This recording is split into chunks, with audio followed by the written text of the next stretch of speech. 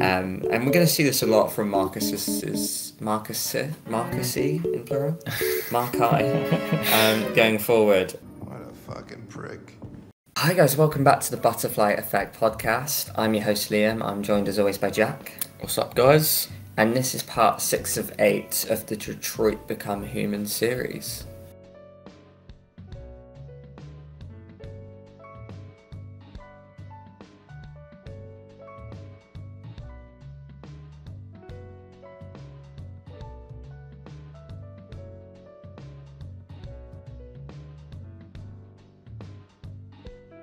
And as always, Jack hasn't played the game before until now. So he's just discovered the pirate cove with Kara. So yeah, just general question here, Jack. What did you make of this whole sequence? Yeah, no, it was an okay sequence. Like you said before, it could be seen as a little bit as filler, because I know when we looked at the flowchart afterwards, it did look fairly linear. But just to give a quick rundown, so obviously you're making your journey with Luther and Alice in the car, presumably to the spot where you want to do the crossing over into Canada for like a new life, a free life. And upon arrival at this sort of like amusement park, I looked at the map and I could see there was a tavern, so I was thinking that's probably the best place of shelter. Went in there, and I don't know, there's quite a touching scene happens when you're sort of like tucking Alice in for the night for her to sleep, and you get to tell her a story. And I don't know, like, the choices probably don't really matter, but like I feel like the story that I was telling mirrored that of Kara's story herself, especially when she looked over her shoulder at Luther as if to say like that she found a man. And I was thinking, I don't know if there's going to be like some sort of romantic relationship developing from here. But of course there was things in this chapter as well where you can like find the gun in his bag, which did come into use in the next bit, of course, because a load of androids approached the building, and what you first think is going to be hostile, it ended up being the gang of Jerrys, as they call themselves. But I did fire a warning shot up in the air just so that, as a kind warning to them, I suppose. But then, yeah, like followed up by like another touching scene. They saw that you have a little girl, Alice, and they invited you out to the carousel just like to put her on it because they hadn't seen life for ages. And then you just have this scene where you're like looking at Alice like having a lot of fun, and it's sort of like a timely pause, I suppose, with all sort of the horror and the chasing and the stress that they must have been going through up until this point. So yeah, like it was a good filler chapter, I suppose, if you could call it that. Of course, because I mean everything Kara's dealt with, and Alice I suppose, has been super dark, hasn't it? We've had abductions, we've had domestic violence, we've had homelessness. Yeah. So it's Luther mentioned at the end, it's like probably the first time I've seen her smile. And, I guess it's just nice to give Kara a win. I don't think she's had one yet. So, yeah. It's just a nice change of emotion and scene for Kara where it ends with Alice on the carousel smiling. Quite a cool atmosphere as always. Just a few things to touch on this scene is, I think I asked you midway through this chapter when it says, I'll check on Luther and you can find a gun in his bag. I just kind of posed a little question, I guess, like, do you trust Luther? Yeah, I mean, at this point I do. There's no real reason for me not to trust him. Of course, like, he stopped Zlatko from killing me, and he's responsible for us getting away. It could be a big double bluff, and he might have his own agenda, but I don't know. Like, in a weird way, it could be a good twist that there is actually an android that there isn't, that you're supposed to not trust, because at the minute it seems like all the androids are like joining together, whether it's sort of like for an uprising or something, just being anti-human anyway, so it would make a nice twist. But no, like, it's just something about his character that doesn't say to me that he's not a threat at this point, just because he's got a gun in his bag. Yeah, brilliant. And along the way, I've got some quotes that you said, so I just wanted to pick up on some of the thoughts and feelings you had going through this chapter. One of them, which I found pretty interesting, of something you said, was when before the Jerrys ran in, I think Luther was having a conversation with you about Alice, wasn't he? saying, "Oh, have you noticed anything about her?" And yeah, I think you had some thoughts and feelings on that. I felt you were trying to maybe theorise before the interruption happened, before that mini almost horror scene came in. So yeah, do you have any, kind of elaboration on that? Yeah, like, I mean, it was a strange question, one that I wasn't expecting. I was like, wow, there's more to Alice's story than I realised, but no, there hasn't been anything that I've noticed so far. Could it be that she's been an android all along? I don't know. Like, is it, is it something in that line? But yeah, like, it's something I'm gonna have to ponder on, because there's nothing that jumps immediately to mind for like building a theory as to like what she's about. I don't know, but yeah. Of course, yeah, brilliant. I mean, we follow on to that to our next scene, and one of the iconic ones actually, where we play again as Connor, at the scene called The Bridge. No, it's a very short chapter. It's I wouldn't call it a filler, but it's definitely not a lengthy one. I mean, the first thing we noticed again is just how beautiful the view is. I mean, something Hank points out. Yeah, and just tell us a little bit about your conversation and what you made of this scene, Jack. Of course, yeah, because I suppose it's another opportunity to really sort of get to know these characters and try to develop the relationship between these two. And of course, previously I had found the photo of his son. I suppose because of the fact that I saved his life, and because I sensed that he was warming to me, I felt more confident to like raise that subject. But he did quickly shut me down again, because I didn't want to ask him necessarily about the suicide. I thought, that might be a little bit too much. I thought the photo was an easier way in. But I'm still going to stick with my theory that it's something to do with a deviant, that like that's how he's lost his child.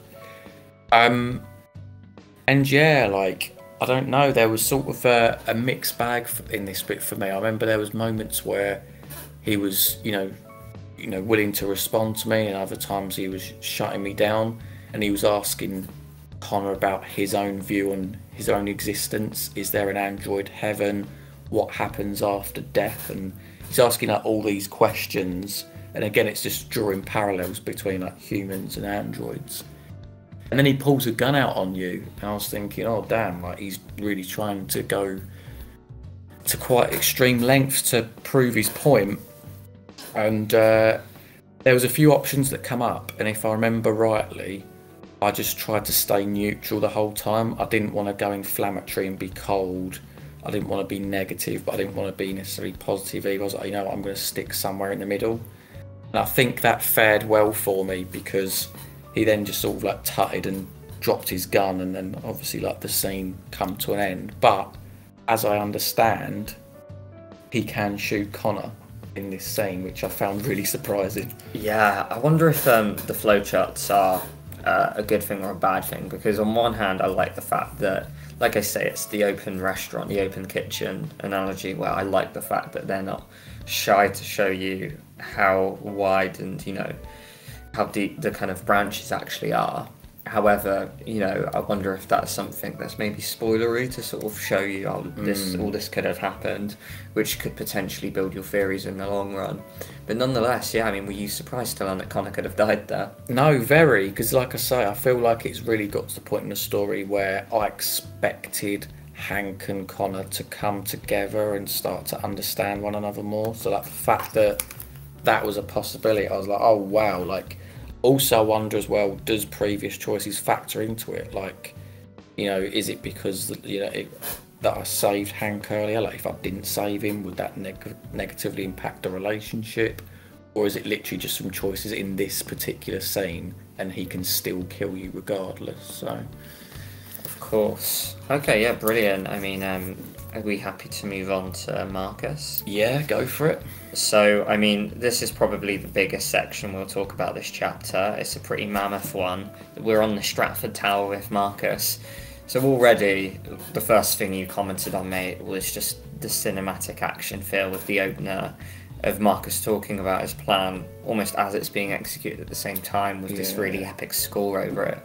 So yeah, were you a fan of it? And big fan, absolutely massive fan of it. Like the different camera angles you were getting and like the speech over it, like you say, very cinematic, made you feel like he was moving. And for me, like this was an epic chapter. And I suppose, mate, you know what? It's funny. I've not played any of the Hitman games, but I feel like for some reason this is almost like a typical Hitman chapter. You've got sort of your guy in third person. He's very much undercover. He puts on different disguises. He's got to sort of use the environment in different ways to distract people, like the receptionist. Obviously, Marcus has got like this sort of Matrix ability now where he can just touch other androids and get them on side, which is cool. And of course, you can hack the equipment as well to distract the guards by the doors. There's so much going on here. And then, of course, when it then comes into the scene, you get through into like isn't it like the maintenance room or something like that? Once you get past them two guards. Oh yeah, where you distract the supervisor as well. Where Yeah, you called the fire brigade on the. Oh yeah, there's that. And then, of course, there's the scene where it goes a little bit Mission Impossible, I think, with like the whole laser on the window. And you then go outside and you have this fantastic score, like you have a wide sweeping camera where you can sort of still control the characters up the building, but it's so immersive and beautifully handled. Like I feel like the deeper I go into this game, the more sheer variety I'm finding. You're getting, like I've said in previous episodes, horror sequences, sci-fi sequences, now you're getting action sequences, almost like you're a spy. It's so well varied and I absolutely adore it. I feel as well, if you told me that there's horror, there's action, there's crime, I'd almost ask like, oh, is it trying to be too much? Is it murky and diluted? But it's somehow not, is it? It manages to hold all these elements while still having its own identity. Yeah. No, I completely agree. Yeah, no, everything about this, is really cool. And then, it kind of gets up to the bit where, you recruit Norfin from before and then Simon and Josh come into play. And then it's the bit where, because this whole scene is about, sending a message, and the reason you're trying to get to the top floor of the Stratford Tower is to broadcast a message. Mm-hmm. Then it gets to the bit where you're on the final floor, and then you have to go up to two guards where you can, and we're going to see this a lot from Marcusy in plural, Marci, going forward, where you can very much choose the pacifist, calm nature, or the aggressive, revolution kind of style. And this very much starts from this point where you come up to two security guards. So, I'll let you take it away, mate. Yeah, so I decided that I was going to take the more passive approach because I didn't want to necessarily raise any alarm. I was thinking it's just them in the room. You can drag their bodies behind the desk, which, funnily enough, it did pan out that way. And then, of course, then you barge into the broadcast room, don't you? And your sort of objective is to order everyone to stand down so that you do so with the gun. But there is one guy that manages to run away, and you then got a choice do you kill him, do you spare him? And I chose to kill him. This is my ruthless edge coming out again. But I don't know. Non-playable character. Non-playable character. No dilly-dallying, just kill him. I'll get that. Yeah. But yeah, I thought I'd kill him because you know what? I feel like taking the moral angle all the time, A, would be very boring, but B, I just think that it just gives a better sort of colour palette, as it were, to sort of the different decisions and the different angles you can approach it from. And I was just looking at it if I let this guy get away, it's then going to interrupt the mission, which is going to interrupt the plot. So I was like, he's going to be a sacrificial lamb, but for the greater good, as it were. So I was like, you know what, I'll kill him. And thankfully it didn't seem to raise the alarm. I then managed to get my speech done. I'm trying to think of what I said. I think I wanted equal rights. I wanted certain territory for the androids. End of slavery. Yeah, end of slavery. And all that good jazz. And then it was about making your escape to the roof, and you could tell at this point that you were being followed. And you got to the roof, and I was thinking they was like chucking stuff over. I was thinking, no way are they going to end this with a jump off the roof scene with parachutes.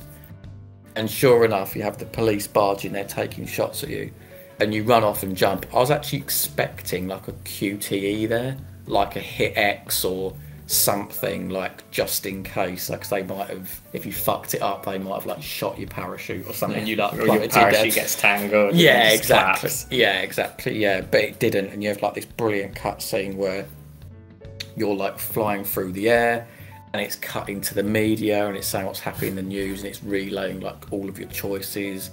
Are humans and androids at war? Again, very cinematic.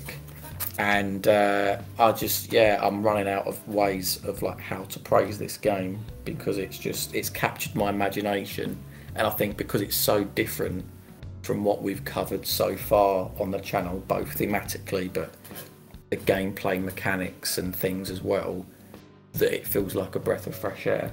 Of course, yeah, brilliant. I mean, so when I did my blind playthrough, it was fairly different to yours. So when I went up to the guards, I was like you, I want to roost them. But for whatever reason, when I got up there, I didn't draw the gun, and I think, I can't remember what exactly happened, but I failed some QTE or something, and they were going to go for me. And North comes in and kills them. So North saved my skin there, but I think in all the kerfuffle, Simon takes a bullet. Now, I could be wrong here. I might be remembering this wrong, since it was, when the game was pretty fresh. It might have been then, or it might have been whether that assistant ran out, and then maybe I spared him, and maybe guards came in and shot Simon before we made it to the roof. But yeah, fairly different. And while I'm on the scene of, the little characters we have here, I find it quite interesting that Simon's kind of like almost like the leader you've replaced and cut, if it were, in the middle there. Yeah. But you've got Josh, who's like the pacifist, and North, who's the radicalist. And I think this is quite an interesting choice, because not only have they made North, who's kind of like, let's not, lie, she's like the attractive girl. And like, if we look at the Walking Dead game, which we've just covered, we've got Carly, and they make her on the good side, which softens you. Yeah. It's almost like they've made North the radical one, and I feel like if they did it the other way around, I think 80% of players might be going pacifist, but I quite like that North is this radical character, and if you don't step in, she will, and we will see if you're just, going forward. But yeah, afterwards, like as I discussed in my playthrough, I had Simon, he got shot, which was really interesting, because not only was he sort of like the leader, and I was like, wow, like Simon's just gonna die there. He can't jump off the roof. He's like, yeah, I'm not gonna be able to make it. He's losing a lot of blue blood. So yeah, he stays behind, which leads to a really interesting next scene with Connor, as you'll discover. A few things I just wanted to mention there as well was the one being the news report at the end. Like you said, it was just so cinematic. I just wanted to get your thoughts on what you thought of this in terms of like the public opinion on androids, because a few of the languages they were using were like, they're terrorists now. It ended on the words, can we no longer trust our machines? What were your thoughts on this whole news take? Yeah, it's not looking good, I must say, because whenever I seem to see the public opinion bar come up in the top right, it's constantly going down. So I feel like my story is naturally developing into that humans versus androids thing, which, like, I suppose I didn't really intend to, and I feel like a long way for that is perhaps because I shot the dude in the back as a sacrificial lamb, because that is something that come up in the report. They said, oh, they killed a member of staff as they broke into the broadcast room and stuff. But yeah, like, really interested to see where it goes from here, considering there's like only a couple of episodes left to play, or chapters. Of course. Before we move on to Connor, I just wanted to discuss a little thing called plot armour before we get there, while we are on Marcus. Yeah. Now, I think we've been meaning to mention this for 2 episodes. We keep forgetting, because I've not noted it myself. I'm the note taker here. It's on me. But yeah, so you had a theory that you've built for a while that Marcus is the one with the plot armour.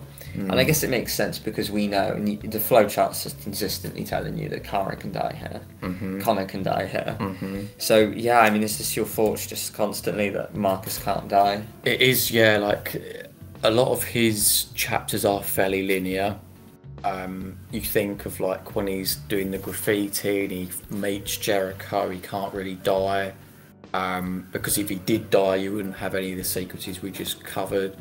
The one where he's in the scrapyard and it's literally just him getting out of like the scrapyard. There's not too much to it, and of course, like you say with Kara, she can die fairly early doors. Connor can die as well. So like, I feel like if them two got killed off, it would be interesting to see how long this game would last. I imagine it like the hours that your playtime would get drastically cut, but nonetheless, like, I know there's plot armor, it is somewhat inevitable. I think it's maybe a little bit optimistic and it's almost in dreamland if we think that characters can die off at any point, because otherwise like a lot of the player base could be reaching like chapter 3 or whatever, and then that's it, that's their game. So like, yeah, it's not something I'm too mad about, to be honest.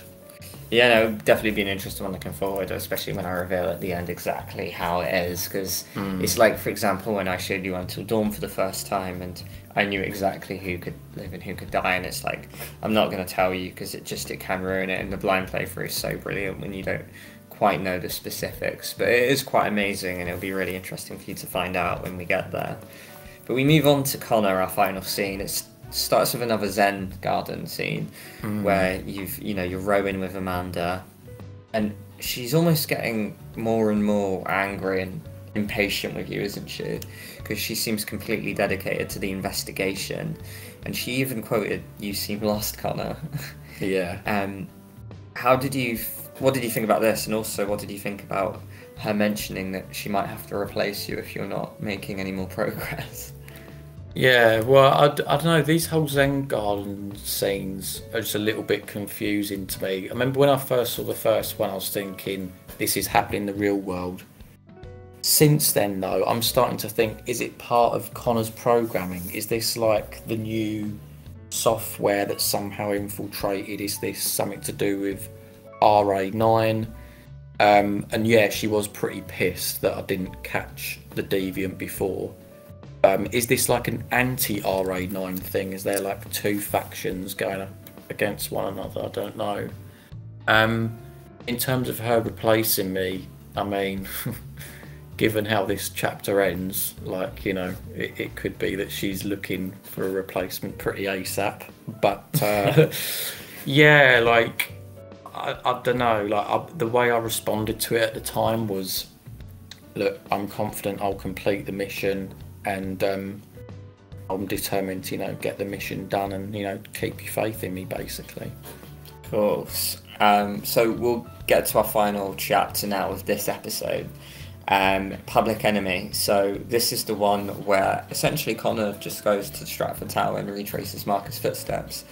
You mentioned before, about how it'd be interesting to see how the three paths of our characters kind of intertwine. We've had it once before already, where Kara and Connor kind of cross paths. I mean, Kara saw Connor didn't see Kara in your case, because you did a very good job with Kara. But in this time, we've got Marcus that's just left the Stratford Tower, and we have Connor investigating the whole rooftop. Just talk us through the scene, mate.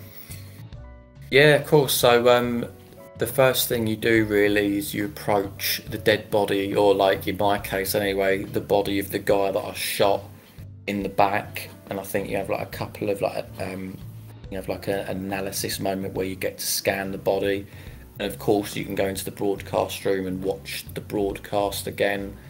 And it's interesting because, like, I was developing a theory at the time. I was like, is this going to be a situation where you've almost got to choose like who you side with here, whether it's Connor or Marcus? Like, can you purposely fuck up as Connor in your investigating in order to let Marcus's scheme go ahead, or are you forced to sort of find all the clues and stuff as Connor?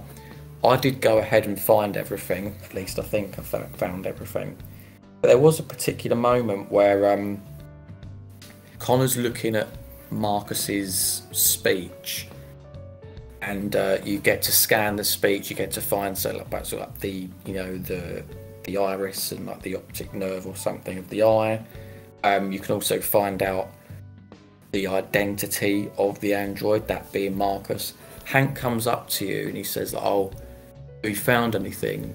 And Connor, for me, he was like, "No." And I was thinking, is that scripted, or is that something where he's developing a sentiment towards the androids because he is one? So like that was like a little interesting moment for me.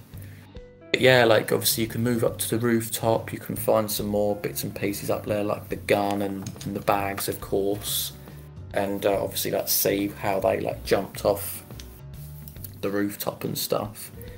I want to say as well, I really, there's the little sequence. I mean, it's not too important to the story, to be honest, but we get the FBI in this scene, don't we? Oh, yeah. And it just allows more epic Hank dialogue. Just like when he leaves, you say, "Oh, what a fucking prick." Yeah. Yeah. I'm just such a fan of Hank's lines. And one thing I find really interesting is that it kind of goes the other way to Heavy Rain, where in Heavy Rain, you play as the FBI agent and you come in and the police are just really disgruntled that you're stepping on their scene. But here we've got Hank, the police officer, unhappy that the FBI is stepping on your scene, especially when the guy calls, "Oh, this is my scene."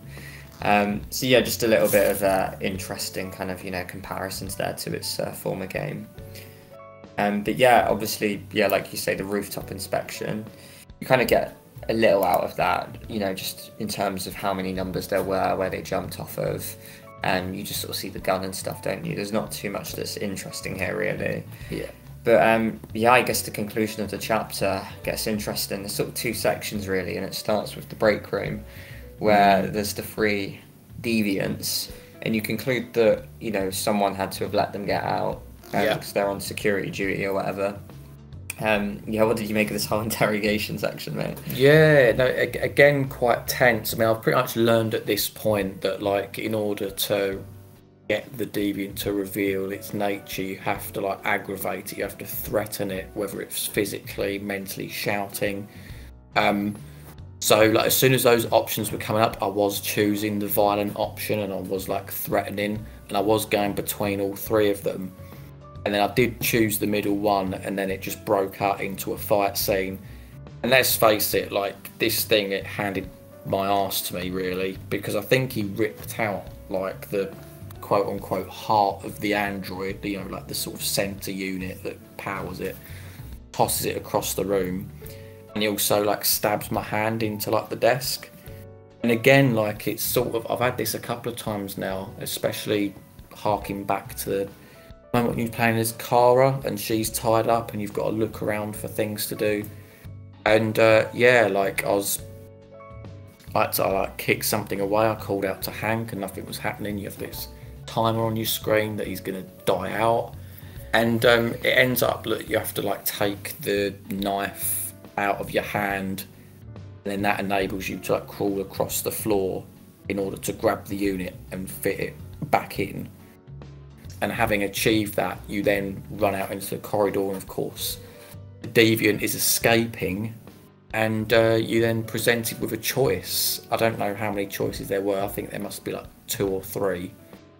One of which was to run at the deviant, I think, judging by what I saw, when you sort of see, like, the projection of, like, the other, what could happen. I didn't want to do that because I feel like he would just gun me down. 2, it was to save Hank, and then I imagine I missed the other option because I just went to go and save Hank again, and he then fired a load of shots. He then got shot by the SWAT team police that were there, and it turns out that Connor got shot up pretty badly because Hank looks back at the floor and Connor is dead. So I am judging by the flow chart after as well, it was coming down to 2 points. It was that, or either that the massacre was prevented. So I'm thinking, that I've got my first character killed off in Detroit Become Human, which sucks, because also I do, like, enjoy Connor's scenes, like I really do, because I like the whole detective angle and that. But there we go. Not 100%. It's almost like the Quarry killing the favourite character. Yeah, first, isn't it? again, It happens all the time, doesn't it? yeah. Yeah, I mean, obviously, a few things to get through. I mean, I wanted to say when you did get to the break room, androids to interrogate them. Myself knowing that it's the one on the left is the deviant, and it's funny because I was studying that one and that one alone, and there are a few telltale signs that it is that one. But obviously, you know, for yourself it's harder because you're looking at all three. But I was only focusing on the one I knew it was. And it's interesting because there are times where you interrogate it, and if you finish a question, you just sort of, if you stay locking your eyes on, you'll see that its eyes follow you and look back at, you know, straight ahead. And it's dead interesting to see that this android has a few kind of non-robotic signs about him. There are a few moments where all three are sort of still, but, you know, like that one twitches a little bit maybe. So if you go and play that scene again on hindsight, you'll see how dead interesting it is. Oh, sick. But yeah, of course, it's funny because that's the one you decided to go violent with. I believe if you just...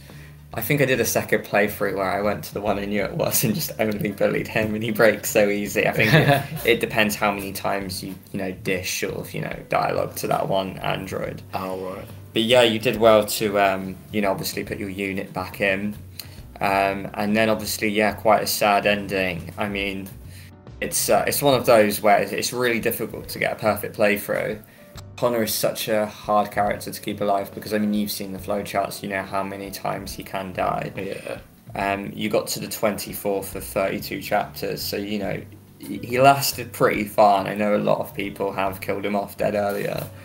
But yeah, I mean, it's quite a sour note, really, to end the chapter, but just tell us what you think about what that means for the game going forward and what you reckon the loss of Connor will mean for the story.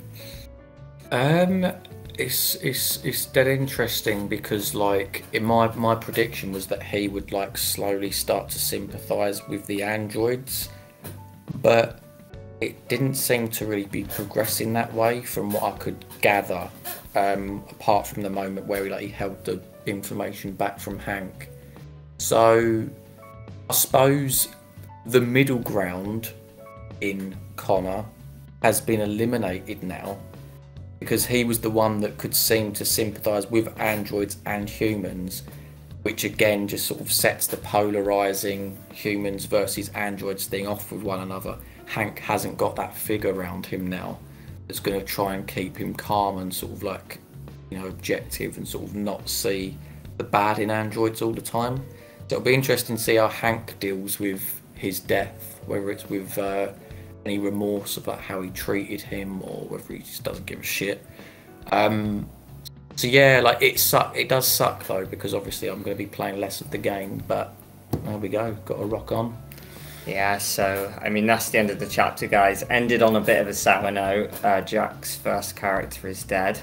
But yeah, you'll have to see on the next episode, obviously, what this means for Jack's story.